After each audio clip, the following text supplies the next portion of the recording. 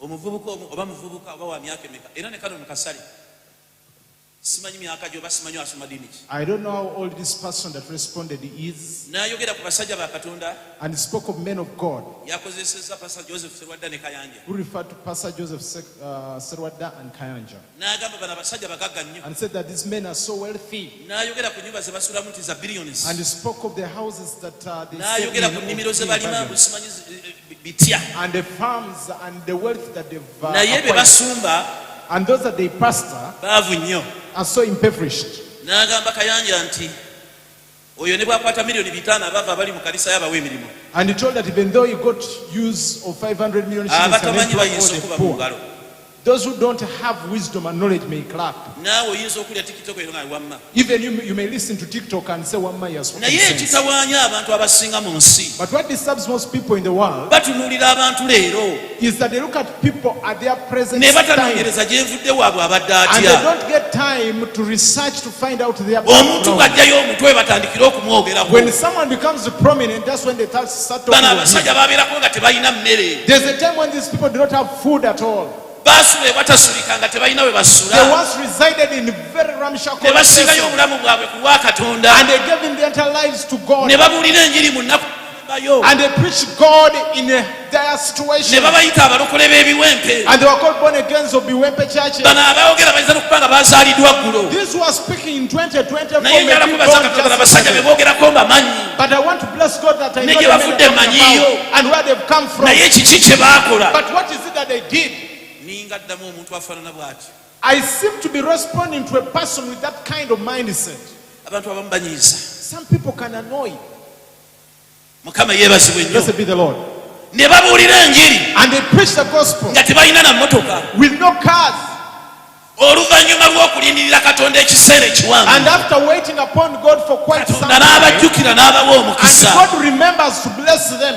Mukama yeebazibwe. Blessed be the Lord. Mukama yeebazibwe. Praise the Lord. Ekyo tekitawaanya abaana b'abantu. That is what disturbs the people. Kati njagala kwogera nammwe kubanga omusingi gw'enjiri yange guvudda. So I want to speak to you today because my foundation. Ekituufu kye kino be boogerako baavu nnyo. The truth is the people they are talking about are poor. wadde ne bannaddiini baavu nnyo Even gye bali though abaavu. religious people are also poor. nga n'abakulu b'amadiini eyo bagagga. And yet religious leaders naye don't tebajja gababugabi ssente. but they not just donate money to naye you. bwe tujja mu nnyumba ya But Katonda when you come to the house of God, olina okwezuula. you must realize your status. ekigambo kyange kigamba nti omusajja bwe yali atambula For my word says that once this man n'alaba was akasuku and he spotted a field n'amanya nti mulimu and ekyobugagga realized that underneath n'agenda atunda he by'alina went and sold what he possessed n'ajagula olusuku to olwo. come and buy off this garden. ekitawaanya abalokole What disturbs born again? ekitawaanya abalokole What disturbs Baroko? tebamanyi kulindirira They Katonda. don't not wait upon God.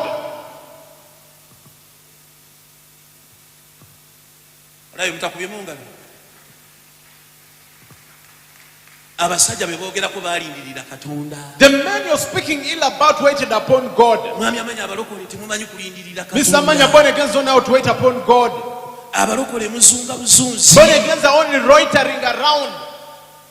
abalokole muzunga buzunzi. Born again only loiter around.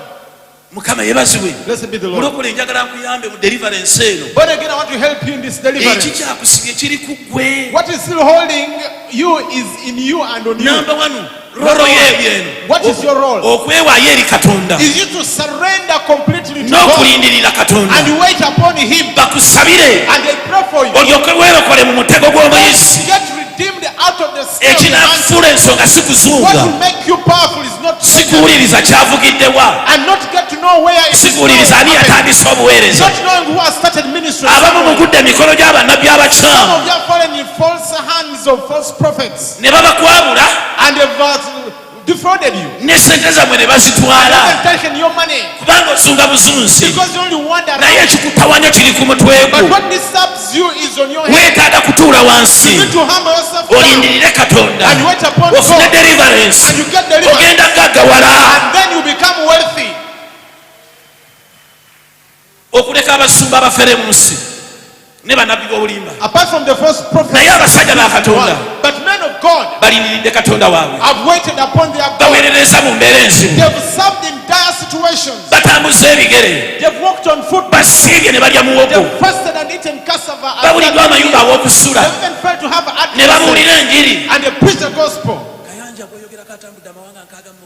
Kayanja that you're talking about has traversed the universe, over 66 nations. Do you know how many souls he has redeemed to the kingdom of God? So the non-believers may talk about them because they don't know whom and what they are talking about. Because every laborer deserves a wage. But where have they come from? Why don't you talk of their beginning? The man you're talking here about is 63. The one you're talking about is 70 years.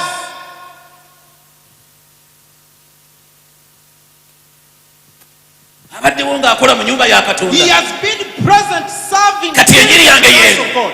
This is my message.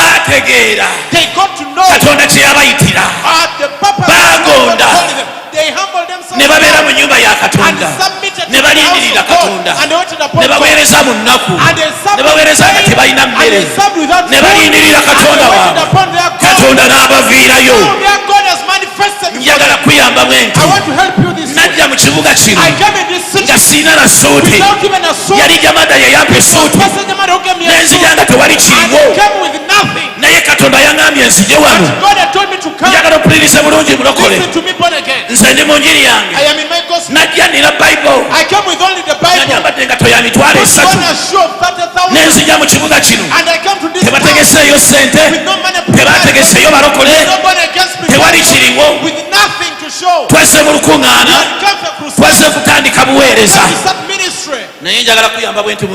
I want to help you this way in my gospel. Why don't you discover today that there is a field, there is a garden in this place? A